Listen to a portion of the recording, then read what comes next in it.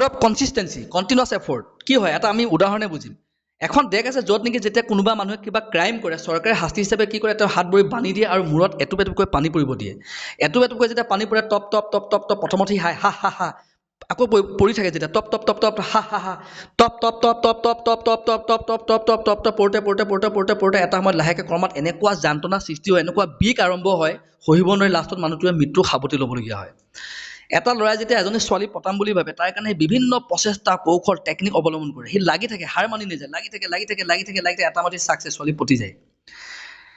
ঠিক সেইধৰণে এটা ডাঙৰ শিলত যেতিয়া পানী পৰি থাকে এটা জেগাতে top top top top continuously যেতিয়া পৰি থাকে টপ টপ টপ টপ শিল ফালি যায় ইয়াকে কোৱা হয় পাৱাৰ অফ কনচিষ্টেঞ্চি অৰ্থাৎ কণ্টিনিউৱাছলি যেতিয়া আপুনি এটা কামতে ধাৰাবাহিকভাৱে লাগি থাকিব যেতিয়া আপুনি হাৰ নামানে হাৰ নেই মাননে কা